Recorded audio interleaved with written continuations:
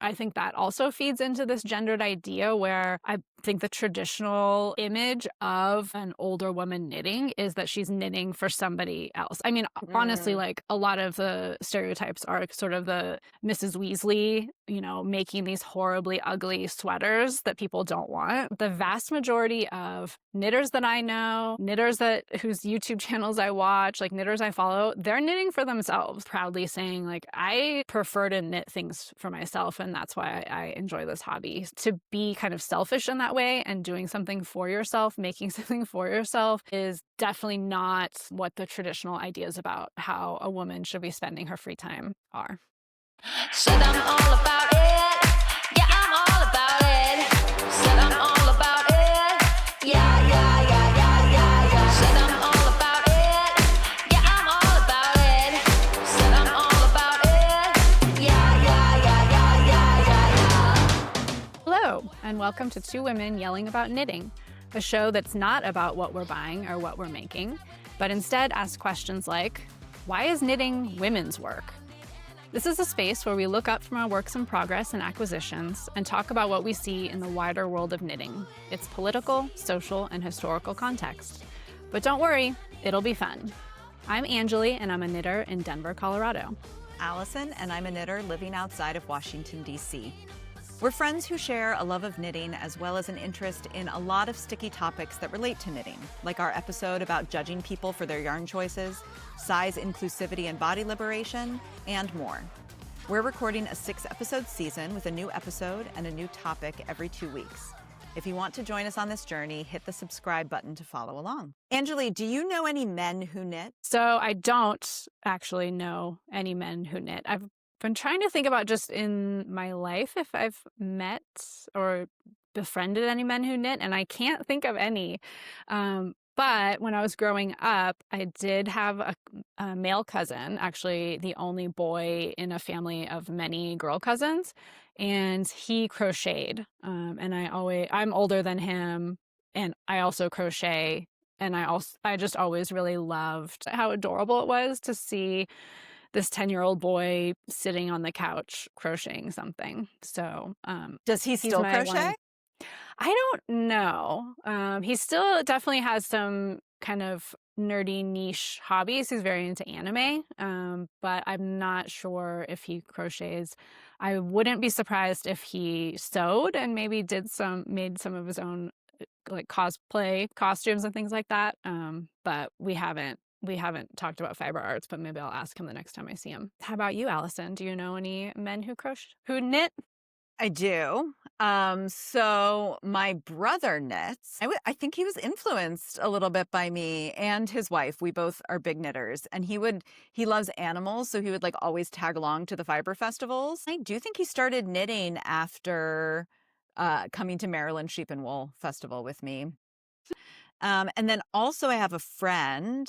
So the choir that I was in here in DC, I started bringing my knitting because I bring my knitting everywhere. And so people started bringing their knitting, and there was one friend named Johnny, and he had been a crocheter, but he wanted to get into knitting. And now he does a lot of knitting.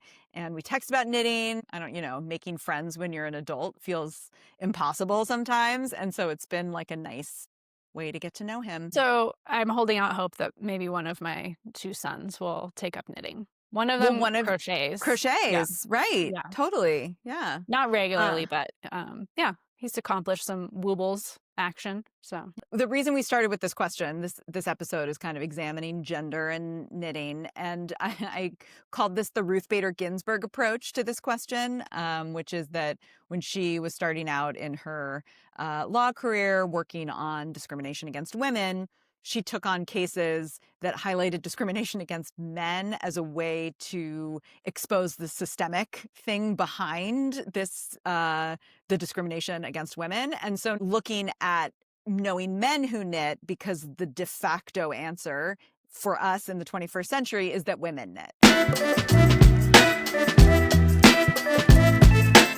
And so we wanted to kind of look at why is that association made? What are the intersectional identity questions that also relate to who is seen as a knitter, and therefore also cyclically how knitting is then perceived based on who's doing it, and then how the people are perceived based on the fact that they're knitting. So to start, we wanted to give kind of a little background on gender and knitting, because it hasn't always been what it seems, with the disclaimer up front that this is more of a Eurocentric view of things. There are certainly places in my research, there are places in South America where men are still the dominant knitters.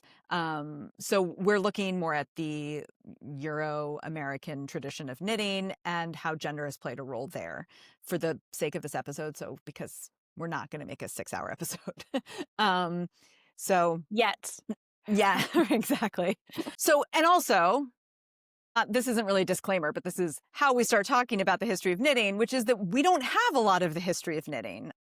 Unlike other things that have been instrumental to human history, like bronze and iron, tools, textiles are highly biodegradable. And so evidence of them is harder to come by.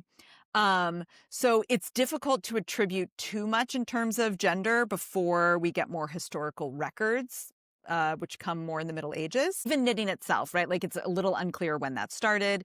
Obviously, this book is a theme of what I like to talk about on this podcast. And I was like, I can't believe I'm going to bring it up again, but I will bring it up again, which is Women's Work, The First 20,000 Years by Elizabeth Wayland Barber. I was just reminded another really great textile podcast is called Haptic and Hue, and they have an interview with her that's really fantastic. But side note that I'm adding that book to my Christmas wish list because oh, nice. I'm intrigued. Yes. Oh, now. Yeah. Yeah. For what it's worth, I'm an audiobook person. The audiobook is great too. Narrators make a big difference, and the narrator is good. So what's interesting about her, and maybe this is relevant a little bit just to the history nerd side of this question, is that she really has a background in linguistics. Because the textile record is so hard to find, she looks a lot at language and how like written records may tell us about what women did for work, based on language versus artifact, which is just an interesting thing to think about in terms of how we think about history. She has proposed that instead of calling it the Stone Age, we really should be calling it the Age of String. Her argument being that, string, fiber arts were so important to human history. But again, because we don't have the record of it, we don't really give it its fair due. And according to her as well, we definitely have like a history of women spinning and weaving.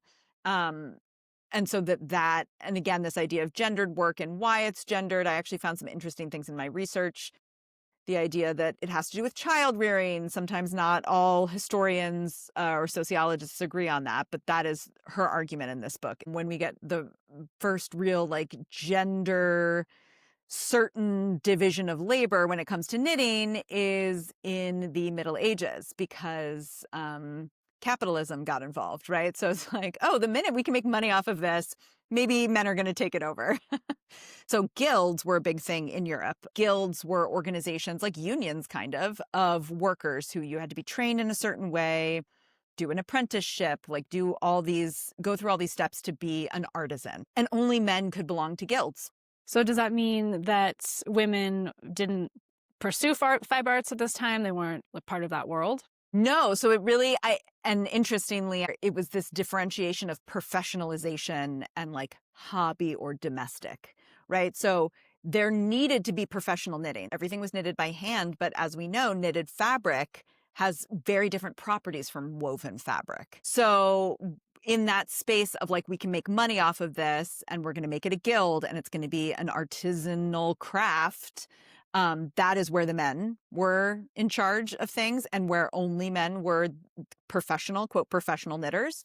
The spinning of yarn was still very much not a professionalized thing. And women did a lot of spinning, which, even in just thinking about like fairy tales or like the way we think about like any sort of baseline knowledge of that period of time, like women at spinning wheels is definitely a thing that we think about. And women also did knit, but it wasn't in this professional capacity in which men did it. Yeah, I can't. I'm trying to imagine if I've ever seen an image of a man at a spinning wheel, and I don't know if I have. Yeah.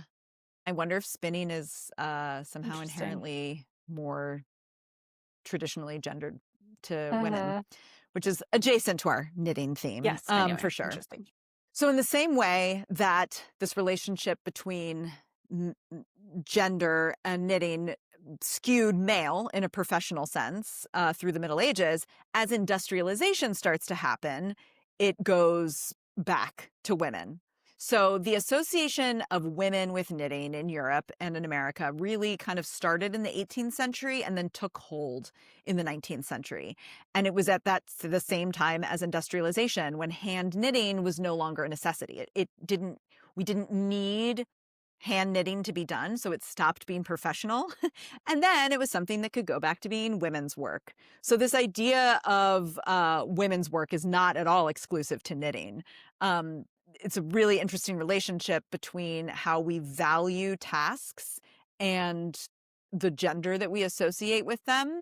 So there is like a grand tradition of women's work being less valuable, right? I mean, we have the pay gap, but even not just pay for doing the same task, but certain tasks being associated with women inherently make those tasks mean that those tasks are not paid as well or are not as valued. There is a term, that came up in the 20th century for this idea, even though it was happening much earlier, the devaluation hypothesis, created by not socialist. The devaluation, you can see where my mind is these days.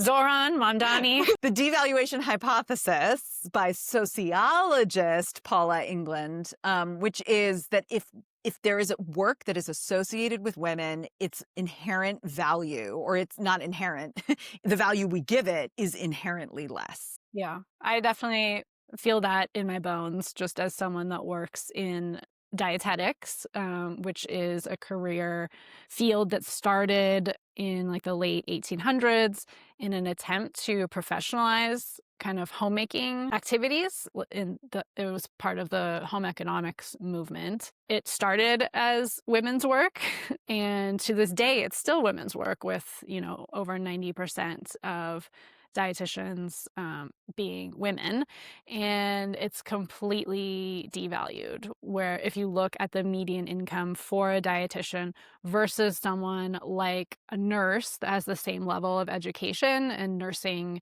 skews maybe more female, has more men in that industry than in dietetics, it's just not even a comparison, like what you can earn in some of the other areas of healthcare that have more men present versus dietetics. And it's just seen as kind of a side job, like it's a wife's job. Like it's kind of amazing that over the decades, hundreds of years, it's still underpaid and undervalued. And that, also related to knitting, this idea of like domestic economy, or like this side hustle that women had to support their families, was kind of the only level that it could reach by the time we get into the 19th century. Any sort of hand knit thing was just a little extra money on the side, or it was just truly a hobby. So this idea also of socioeconomics and women and knitting. So in the 19th century, as knitting becomes less valuable from a capitalism point of view, it really moves into that hobby space. And who are the women who have time to do hobbies? Rich women. Plenty of women are working their butts off throughout the 19th century, but not necessarily getting any sort of credit for it or paid well at all. But it's not knitting that's happening there. It is fancy knitting is what they started calling it. Or another source I saw called it a drawing room occupation, because who has time to do a hobby? It's rich women, which brings us... Rich white women. Rich white women, yes, which unfortunately, the 19th century in my head is one and the same, but worth pointing out, yes. Which brings us to who we think was a rich white woman, this patron saint of our podcast, Sarah Cook Arnold, whom you have probably seen throughout our first season here. We were looking for, public use images, and Angeli found this painting from about 1830. It is called Probably Sarah Cook Arnold Knitting. With the probably that's like the official title of this of the portrait is Probably Sarah Cook Arnold Knitting, which despite being a rich white lady, still not necessarily worth putting down in the public record. But it's interesting to kind of examine this. If you get really close, we'll do a little zoom in. She seems to be using 3 DPNs to make something, and with very thin yarn. And, based on the fact that she or somebody near her had the money to commission this portrait, her her outfit, she probably is one of these rich white women who is doing fancy knitting in her home as a hobby. Again, maybe this is a little bit of an art history tangent, but the way that people choose to be portrayed in portraiture and what the things that they have with them might signify is this, this is like a signifier of this domestic space, of this wealth, of this femininity that's really becoming associated very closely with this hobby, or with this pursuit, we should call it. Should we commission portraits of us knitting? Oh my God. On Etsy? Maybe after season 3 we'll feel maybe. secure enough I to do really that. want or for our AI episode, which I think has to happen. I wonder if we could get like a nice AI portrait of the two of us knitting God. with like 6 hands. Maybe next year for Halloween, I will be probably Sarah Cook Arnold. Oh, that'd be good. That'd be Yeah. a great costume. And you could knit Yeah. the lace. Yeah. That's going to be good. But anyway, so again, we talked about the intersectionality. We have gender, we have socioeconomics, we also have age come into it. So this I found less like evidence of exactly, but it's certain, but many historians and sociologists pointed to it's not just women knitting in the 19th century, but like the old woman knitting trope is a real thing, right? So the idea that the knitting belongs to old, rich, white women really takes this foothold in the 19th century. And that just reminded me, this is common knowledge, I think, but the term spinster has a derogatory connotation of an unmarried woman, really is actually just someone who spins yarn, and they could support their families. Like, you could make enough money spinning to not be financially reliant on a man, which then became a bad thing. So again, the relationship between the person who's doing the work and then how that work is perceived, and then the work that they do and how it relates back to the way that we view that person is just a really interesting loop, like feedback cycle in terms of culture and society of how we see knitting and who's doing it and what it's for and what its value is. It's interesting to think about kind of the use, like, is it useful? And it at one time was incredibly useful for a household, and now it's just decoration, I guess. Like, the utility, like, it was necessary and utilized, and now it's kind of more of an indulgence in a way. Right. So when it was needed, men were like, yeah, we'll take that. And then when it became unnecessary and purely for ornamentation, they were like, great, you can Yes. have it now, women. Yeah. So that brings us to the 20th century, where we have, I guess, I don't know. So we have rich, white, old women knitting for fun. And then in the early 20th century, Sarah Cook Arnold, probably Sarah Cook Arnold, Yeah. just knitting all over the place. I can't tell if she's old in the picture. It's hard to say. She doesn't look Mhm. old to me. Yeah. But who am I to say now? She doesn't look This- young, Yes, that's fair too. And I at wonder, least middle-aged. right. And I also wonder with the 2 names, if that's like her maiden name in the middle. Mm. We did some research. We Mhm. couldn't find a lot of info about her. Well, But yeah. as we expected, we wouldn't. Just with the title of probably. That kind of tells you everything you need to know. So there's a little bit of a blip in the early 20th century, especially with World War I, in terms of hand knitting being utilitarian, which is the need for hand knitted garments for soldiers in World War I, which was a big thing. Especially socks were needed. So wet socks in World War I led to trench foot, which was not good and could kill soldiers, and certainly at the least take them out of commission for a while. But the people who are still home knitting for this, this patriotic purpose. I found a note from a 1919 Red Cross report. Over 3.5 million pairs of socks were knitted and over 4 million sweaters were knitted, which is kind of amazing. But that is really a historical blip. Obviously, industry, machines are only getting better and better. Then we get into the 1950s, and hand knitting very much becomes, again, a hobby of the 1950s stay-at-home housewife, white, rich housewife. Until the 1970s, which is like maybe what then brings us into the 90s, which Anjali will talk about. But the 70s, there starts to be this, generally speaking, kind of a countercultural movement starting in the late 60s, but into the 70s, and craft getting pulled into that. So we didn't really talk about it, but then there's also this, in the 19th century, the arts and crafts movement was started then. And that was really a response to industrialization. Fiber arts were definitely part of the arts and crafts movement, where it's like, just because we can do it faster and more economically at a industrial level doesn't mean we should lose the handmade side of it. And so, same thing here in the 70s with this like reactionary response to the 1950s and then the turmoil of the 1960s, and making craft part of that counter movement in the 1970s, which, Anjali, that brought you to a really interesting kind of idea about the relationship between knitting and politics. Yeah, I think if you then think about the 80s and what the 80s were like, where it was all about shiny and polished and new, and then the 90s, which is where I started to become more involved in knitting and was pretty involved in punk feminist movements,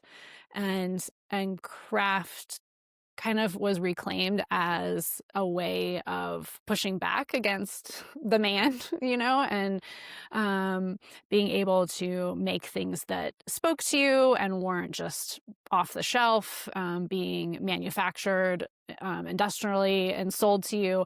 And so it was more about this punk ethos of making it in a way that's spoke to your creativity and to your soul. So I feel like that was kind of the 90s.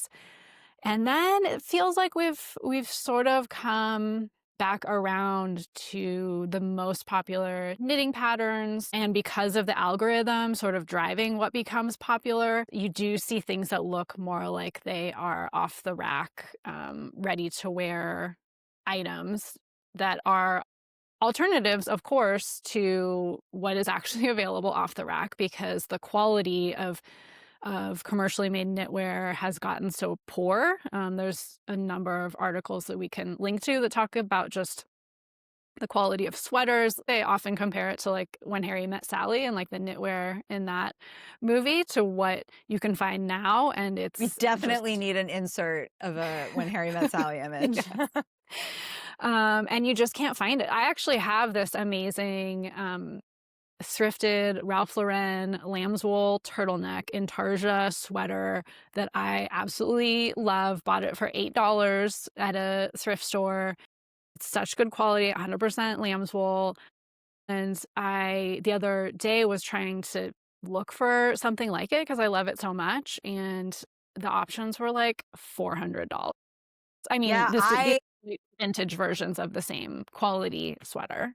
That made me realize I have a Eddie Bauer vest intarsia with like a ice skating scene on the back, and definitely from the 80s. I don't know what the wool content is, but it's not like it can't be handmade, but it definitely looks hand finished.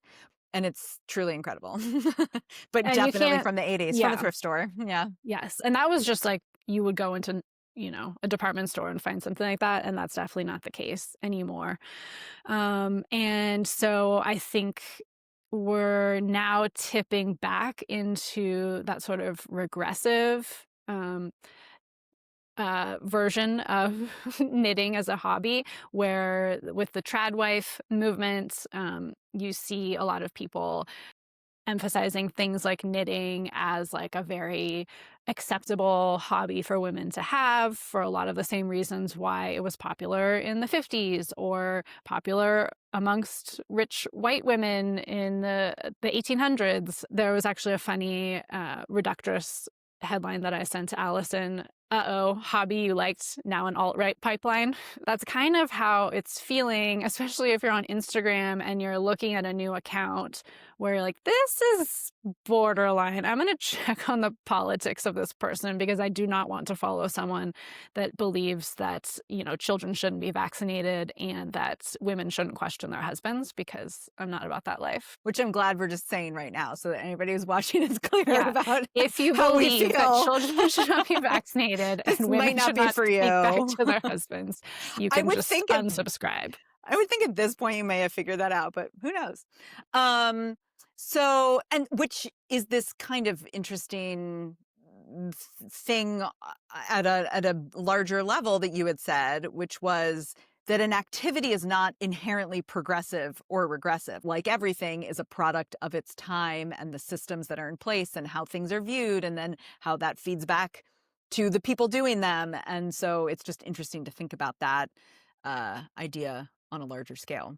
Yeah, and that kind of makes me think about, what is happening right now, where, according to the Washington Post, 96% of Ravelry users are women. And we've seen maybe in the last 6 months a lot of news stories talking about with shock and awe that Gen Z is getting involved in these quote unquote grandma hobbies.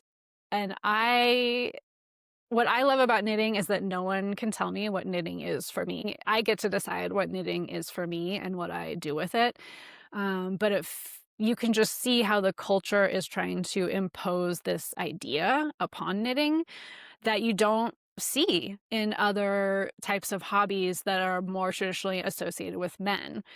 So just out of curiosity, I Googled like Gen Z knitting and looked at the headlines about that, and pretty much immediately, maybe like the second or third headline down, starts talking about grandmothers. But if you look at Gen Z fishing, Gen Z golf, both of those hobbies actually are also on the rise among Gen Z, particularly Gen Z men. And none of them talk about old men, grandpa hobbies, because it is a lot of women coming into the craft and because it is a lot of older women who have traditionally been taking part in the craft. And so it gets devalued. And or just that like trope of the old woman knitting from over 100 years ago still being so embedded in how we think about knitting. The shock that a younger woman would want to be like an older woman, because who wants to be like an old woman? Like it's nothing against grandma. Like it's actually like it's the connotation behind like cute little grandma hobby versus like there's some pretty awesome grandmas out there. Like that doesn't make it a cute little fun thing you do with your cup of tea next to the fire. I mean, you may do that also, but that's not its entire value. Yeah. It is valuable beyond that, no matter the age that it's happening at. And I think something else that I've been thinking about is just who are you knitting for? I think that also feeds into this gendered idea where I think the traditional image of an older woman knitting is that she's knitting for somebody else. I mean, honestly, like a lot of the stereotypes are sort of the Mrs. Weasley, making these horribly ugly sweaters that people don't want. Honestly, like the vast majority of knitters that I know, knitters whose YouTube channels I watch, like knitters I follow, they're knitting for themselves. They're not knitting for other people for the most part, and are kind of like proudly saying like, I prefer to knit things for myself, and that's why I enjoy this hobby. So to be kind of selfish in that way and doing something for yourself, making something for yourself is definitely not what the traditional ideas about how a woman should be spending her free time are. That's a great point. There's so many, this episode is a little, I don't want to say reductive, but this is such a big topic. We've kind of chosen this way to look at it. And there are a lot of things we could talk about in the current day, but something that I really like that I find interesting is Kendall Ross, whose Instagram's I'd Knit That. She is a fiber artist, and she also walks this fine line again in this intersectionality question of like craft versus art, which was also a huge part of the arts and crafts movement. What makes something art versus what makes something a craft, and do they have to be separate? And again, something that women do more inherently being less likely to be valued as art. And so Kendall Ross makes these incredible, mostly vests, and sells them on her website. She calls them wearables, but they are also displayed in museums. So what I really like about how she's approaching it is that it's not either or. And a lot of her vests have things men have said to her about knitting and about art. One of them is, some guy told me he should have gotten into knitting, said lately nobody wants to show paintings in galleries. I think we live in two different realities. And then another one that says, and aren't we so lucky our work is finally trendy? I wish my grandma was alive so we could complain about how they're all so condescending, which brings back the grandma hobby theme, which I really love. But just the way that she's examining the relationship between gender, art, craft, and knitting is really Capitalism. interesting to me. Capitalism, yep, is all really exciting to me. I really love too that it's like, and yet she also sells them to be worn and calls them wearables. And so it's like just the idea that you can only be one thing or the other. And then the last thing we wanted to talk about in terms of gender and the modern day knitting scene is the SciShow knitting controversy, which if you are here watching a YouTube, undoubtedly you have seen a video about this, or at least seen a thumbnail that talks about this. But fair warning, neither Allison or I have actually watched the video. She didn't because it was already taken down. I didn't because I was like, I've seen like 10 videos about this video. I don't feel like I need to watch this video. But basically, this video really sort of portrayed the science behind knitting as like undiscovered until mostly male scientists, quote unquote, discovered it.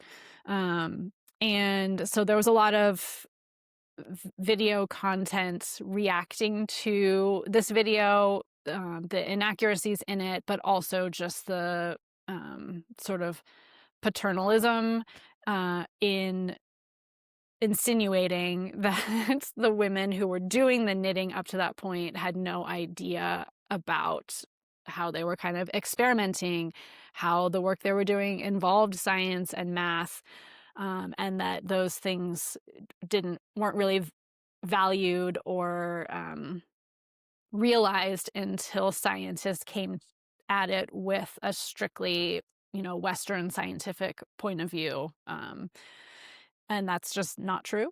That, throughout time and history, like that we've been talking about in this episode, people who were knitting were experimenting. They did make discoveries. They were learning things from what they were doing. And you don't have to have a scientist rubber stamp that in order to make that legitimate. Side note, related and interesting, and just wanted to acknowledge her work because I think it is fascinating, is have you heard about I hope I say this right, Elisabetta Matsumoto? Oh, She's I do remember. Yes. She's a I physicist think one of the at videos I Georgia watched talked Tech. about it. Talked about her. Okay. Yeah. Because there are also shockingly women who are physicists And knitters. and knitters and are like, wow, I know from putting my hands on that, right? It's like that tactile experience that I learned so much about intuitively without having to do the math, but also maybe I'm interested in doing the math. And like it can be both things at the same time. So the controversy and blowback around this episode was so great that they ended up taking it down, because clearly the way that they portrayed things and actually like some of the factual information they presented was incorrect, and the apologies were kind of not very satisfying. But it was interesting to kind of see it all explode on the internet and on YouTube. Almost to I felt it reached a point that was too much, where it was people getting worked up kind of for the clicks is how it started to seem for me. Like, do we really need this like 20th episode of somebody telling us their take on this issue? I don't know.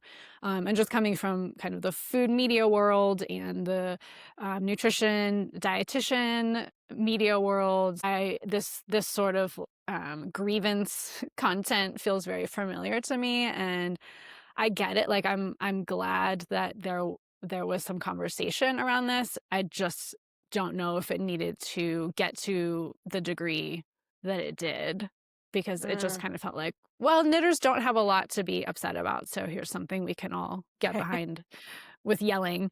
And it Like we also like to felt, do. yeah. We're yelling in a constructive way, Allison. Um and yeah, I guess I can't really call out people for yelling. But, No, it's different. are you yelling to yell, or are you yelling to kind of hop on this grievance train to take advantage of all of the, trendiness of this topic that everybody's angry about? But it also struck me as like a particularly white woman thing to be mad about. I think there's a lot of other communities in the world where to have your science and knowledge discounted until it's discovered by white men is something that is very familiar. For example, for indigenous communities, regenerative agriculture is the new hot buzzword because there's a ton of money being poured into it right now. But it's literally what indigenous communities have been doing for millennia and how they have always traditionally farmed. But it's not until like white men disruptors are in part of the space that now everyone wants to be a part of it. So I think this is something that maybe felt fresh and upsetting to white women knitters, but maybe chill out. Like, it's okay. We can point it out, but it's not, to get this video taken down is not fundamentally changing Gonna the change. conditions of our craft. So that was just a very quick swipe at this big question of the relationship between gender and knitting. And this is also our 6th episode, which means it is the last full episode of the season. So the question is, we set out to do these 6 episodes this first season to kind of be able to build in a pause to say, do we want to keep doing this? Is it working for us? So Allison, is this working for you? What do you think? How are It you is. feeling? I really love it. I mean, like I've said this in a previous episode, this does feel like I get to just hang out with my friend every couple of weeks. Like, why would I not want to do that anyway? But I've learned a lot. We've gotten a lot of really good, interesting feedback from people. Like, it seems like you all have interest in these topics. We felt when we started this, they're not necessarily things that are being talked about in a lot of other places, so that we think there is a value to putting this kind of information out there and starting these conversations. So we got to figure out some schedule stuff for 2026, but I'm certainly on board. How about you? Yeah, I feel the same. Like, it's just great to be able to spend time together, and especially when we got to spend a little bit of time together in person, that was so much fun. And just talking about knitting in this way has really enriched the hobby for me, and it's why I wanted to start this, is because I felt like no one was having these conversations, and I just love all the comments that we have received so far from viewers. They're just so thoughtful, and it seems like there are other people out there that are having these thoughts just like us, and just wondering, how can we talk about our hobbies outside of just the things that we're making, the products that we're buying, the patterns that we're seeing. It is this craft with such a long and deep history. So there's so much more to talk about. So I'm excited to keep doing it. Yeah, and to that end, we would love to hear from people what they're interested in hearing about from you all. Like, if you have topics or questions Yeah. that you find interesting in knitting, that you think would be exciting for us to explore, please leave a comment letting us know what that is. Yeah. What do you wish people were talking about more in the knitting space? and we'll think about talking about it. It is time for cast on or drop that stitch.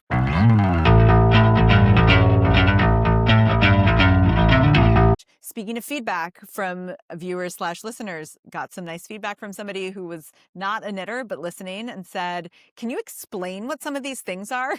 It was funny because it was in the episode where we were like, everyone's gatekeeping Rhinebeck. Let's just talk about what it is. And then we proceeded to give all these terms and not explain what they were. So today it's Anjali's turn to answer, cast on or drop that stitch.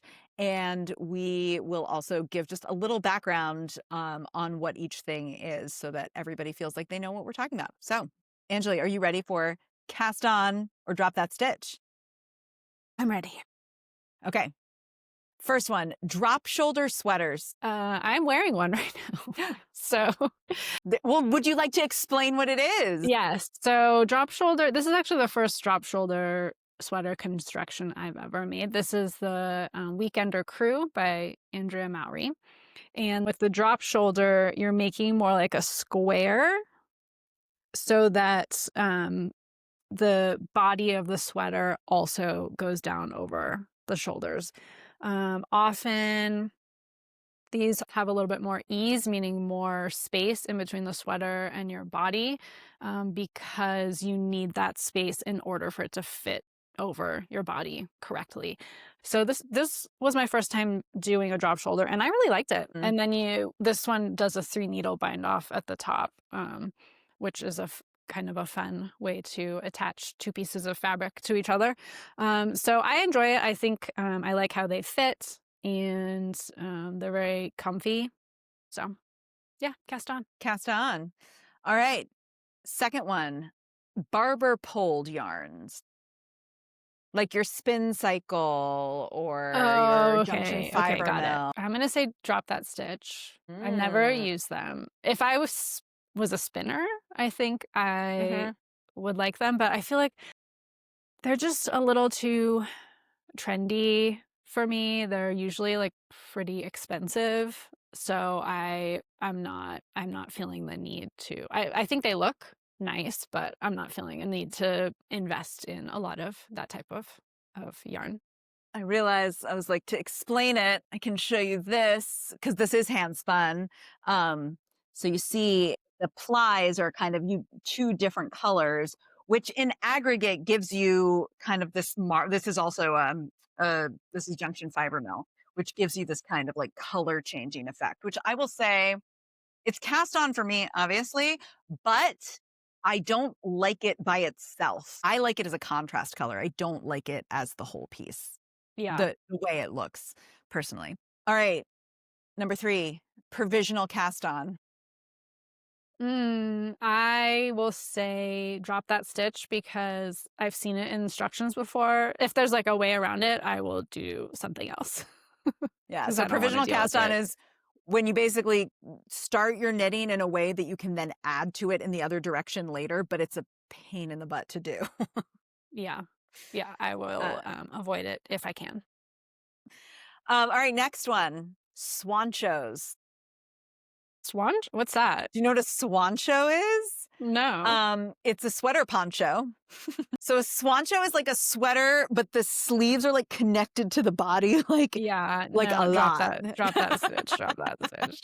Don't even No. need to. Okay, no I explanation know. needed. Yeah. I get like bad flashbacks to like the mid-aughts with knitted ponchos in general and knit on like gigantic size 20 needles. Ooh, no, thank you. Not for you. I've never made one. All right, single ply yarn. I actually just was recently thinking about how to drop that stitch for me What is there a because certain yarn you were like, I'm not going to use this? I just don't like how, I mean, I guess what is the best use for a single ply yarn? Like, is it, because I know it's like certain, like a 3-ply is good for cables because it is very round and makes the texture look good. 2-ply is good for lace, right? Because that opens up and shows the pattern more. Like, what is a single ply good for?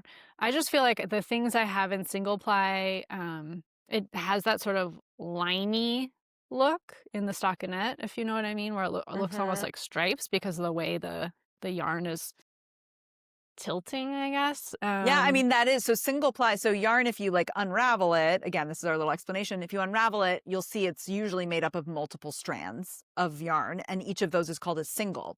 So a single ply yarn is like not wrapped around anything. And the way yarn is made is that it's twisted one way and then you ply it in the other direction. And that balances out the physics. The physics of the twist balance out with plying, so when you have a single ply yarn, it's just the one. I made the Felix pullover with a single Mm. ply yarn, which is a cool yarn. It's from Green Mountain Spinnery. Oh, yeah. I think the Mountain Mohair. Mhm. Cool, very rustic yarn, but I do feel like the fabric has a specific look because it's single Mm. ply that I don't necessarily like. Like, it's also just not as strong. Hmm. I do think it has maybe a little bit more of like that soft halo look because it is kind of like diffuse. It's not packed together, which may be something that you like, but also probably better suited to something that is not going to get a lot of wear and tear for that reason. All right, two more. Shawls. Shawls, I was a drop that stitch, but I'm now a cast on. I actually just finished a shawl. Do you have it I'll near? But this was insert a not I'll even it's not I planned. can't grab it, but I'll insert a picture. It's actually a really cool shawl that looks almost like folded, Like because pleated? yeah, like pleated. Oh, So cool. it's a very cool pattern, and I've seen other shawl patterns that use this, I think, the same technique to create that texture. But I can also show I'll put up the picture. There was like a New York Times fashion photo that inspired me. This man wearing this big shawl that I was like, "Oh my God, I want to be him." So I found this pattern and I really enjoyed it because it's kind of that good just start knitting at any point knitting, where you don't have to have the like, oh, now I'm doing this point in the shaping and I don't want to have to like be in good light and concentrate. It was really like I could just pick it up at any point and work on it, and had it around for a while. It was very soothing, and now that I sit in my office, which can get chilly in the winter, I'm looking forward to just having that extra little layer to wrap around myself. The jury's out on if I would actually like leave the house wearing a shawl. I don't know if that is my vibe, but definitely around the house to stay warm. I'm into it. I think that's my issue is I need like blanket level shawl to make Mhm. it feel like I'm not gonna wear, I don't know, I'm not gonna like wear something around just my shoulders, but if I can like really wrap myself in it, then maybe I just need a bigger Yeah. one. All right, and last one this is from the knitter's perspective, Okay. cashmere. Hmm. Um, yeah, cast on. It's soft. I mean, can't go. It's luxurious. Yeah. I actually have some. It's not full. I'm not doing full cashmere for this, but I do have. Pearl Soho is having a sale right now. Which when do they not have a sale? But Yeah. I put their merino cashmere blend in my cart because I'm thinking about making a hot water bottle cover for my oldest son, who's always complaining that his bed is too cold. And I'm imagining him. He's like definitely someone who loves like soft, cozy Mm. things. So I feel like that will be super cozy for him. So, And like not a um, huge investment, not like sweater exactly. quantity. Yeah. Yeah, yeah. I do feel like it is kind of aggressive, especially if you're getting the cashmere, 100% cashmere yarn for free. It's kind of aggressive for like knitting designers to recommend that, or like that's the only recommendation, because that's just kind of clueless as to what people's real yarn budgets look like. Typically, it does not include 100% cashmere, which I've never knit with, but seems like it would be a dream, especially if someone just mailed it to me for free. I had cashmere mailed to me for free. Did I tell you this Ooh. story? No. The woman who taught me to knit, my aunt, shout out, Deb, was going through her stash and was just like, do you want it? And I was like, yes. I didn't even know what it was. I got this huge box and it was a lot of cashmere. Wow. And that Fancy. she had even like unraveled swatch, like she kept it all together. It was like as much quantity as you could want for anything. Um, and it was absolutely like Christmas fairy godmother level of knitting Uh-huh. surprise. I try to like dole it out sometimes. Like my sister-in-law came to visit and I was like, would you like to take a little treat home? Oh, I should have given it to you when you were here. All right, Oh, we'll do a FaceTime and I'll show you the choices and I'll send you a little okay. Oh, something thank you. of That's so sweet. 100% cashmere so you can give it a Then I try. can have cashmere mailed to me for free. Yes, everyone should have Live that my dream. experience. Yeah. That experience once in a lifetime is That's so absolutely funny. worth That'd it. be like a funny yarn swap that you have people sign up for where you just mail each other cashmere just so you can have the experience of having Free cashmere mailed cashmere. to you for free. Yeah, it's pretty amazing. So, anyway, everyone knows what cashmere is. I don't think we need to explain that. Yeah, no. But it can be knitted with. Yes. What's something that you've been happy about with knitting recently? That I stopped being afraid of spit splicing. Uh, Because up to this point, I just didn't trust it. And it is kind of silly because I don't like weaving in ends. And I primarily knit with, not non-superwash wool that's often pretty rustic. And so those are ideal for spit splicing. But I just didn't believe that it would hold. It felt too scary, like it's just gonna come apart and there's gonna be a hole and it'll be a disaster. But in the last couple garments I've been making have been spit splicing and it's life-changing. I love it. It's amazing. I'm so um, excited to not have to weave in those ends. quick follow-up question. Do you actually spit? Sometimes. Yeah, Not I'm yeah. into spit splicing also, and sometimes I'll like get some water, and sometimes I'll put the yarn in my mouth, like I'll put the two ends in there and just like Yes. Yeah. It's lubricate fine. them. Yeah, Yeah. it's People have wool. been It's doing it forever, I'm sure. yeah. It's good. How about Yeah. you, Allison? What are you happy about with knitting? So I listened to you rave about Retrosaria Rosa Pomar enough where I was like, I need to try this. And I don't know if it's Mondim, M-A-M, Mhm. well, M-O-N-D-I-M. It's billed as a sock yarn, but it's 100% wool, non-superwash. And, you're supposed to make socks with, you're supposed to, put in quotation marks, supposed to make socks for durability with at least some percentage of nylon in them. But this is really billed as sock yarn. And as I started knitting with it, I was like, oh, I can feel how tightly spun it is. Like as you knit with it, it like curls back on itself, which is a sign of like really twisted plies, Mhm. which makes yarn stronger. So I haven't finished yet. Here's one of them. And it's really fun. It's a fun Oh, cute. hibernal That sock. color. I know, Mhm. yeah. It's the Hibernal sock by Summer Lee, and it's like because there's no nylon and it's not superwash, it is so stretchy. Like it is so like it hugs back on itself. And I love like a Mhm. tight sock. And so I'm Mhm. excited that I feel like unlike my superwash nylon socks, which I still love, but they like just kind of like bleh at some point, like Yeah. lose their shape. These are gonna be like so tight all the time, which I Yeah. love. So I'm on my second one and it's a great price point. Like I'm very excited for it. But maybe I'll come back on season 2 and tell you after I put it to the test if it Holds truly up. did work. Yeah. What's the contrast color? It is also Retrosaria Rosa Oh, Pomar. It's cute. like one of their speckles. Yeah. Nice. So I didn't think about it till the very end. So that's why it's just the toe. And then what is making you happy not to do with knitting? I mean, it feels very basic. I love apples. It is apple season. Like I can't fight it. Every week we have a great farmers market here with like that's really good about like different types of apples and like labeling. It's like here's this apple and like it's a cross between this apple and this apple and like here's the history behind it. And my knitting brother, did some apple picking. I want to say in Maine, but maybe it was Connecticut. And it was like all of these heirloom apples. Um, the book, oh my gosh, the North Woods, I think it's I was called. just Was gonna this? say, oh yeah. Did we talk Yeah. about Did you that have when you? I visited? Yeah, I don't I know if was. we did.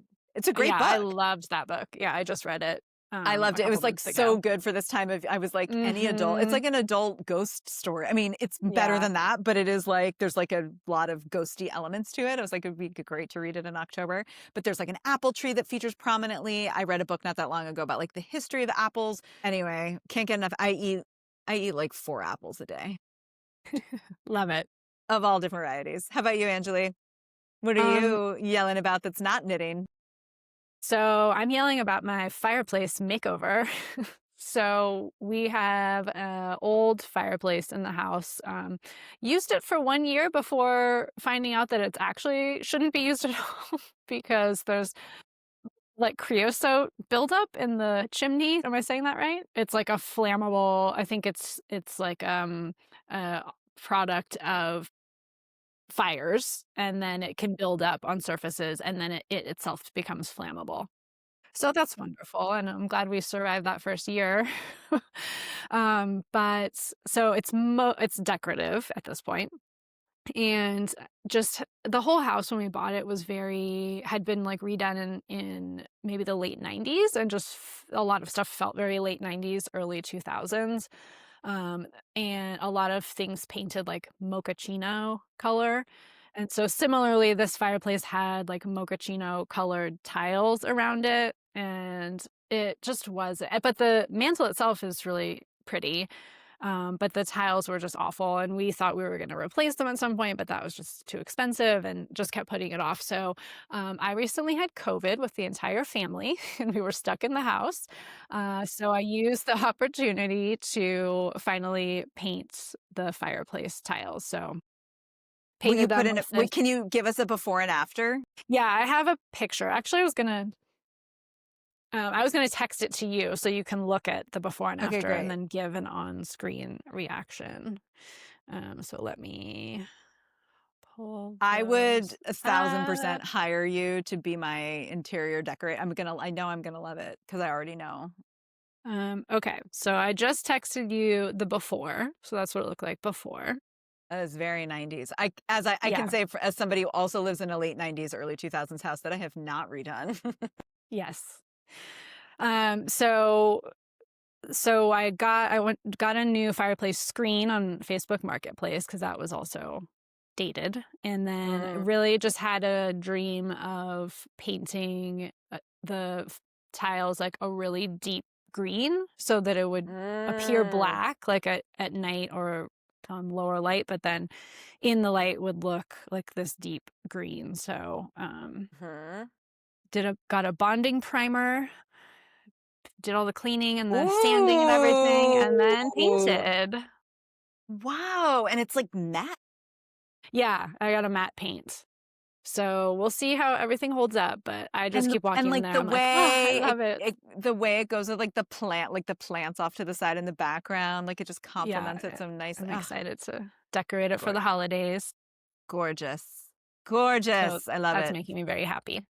I love it, and I'm not surprised. I would have expected nothing less. All right. Well, thank you. We're gonna miss making these episodes for Yeah. the time in For a between little bit. seasons. Yeah, Yeah. but look for us in 2026, and in the comments, let us know what should we talk about next season. What do you want to see? Thanks for watching. Thanks for watching. Yeah, yeah, yeah, yeah, yeah, yeah. Said I'm all about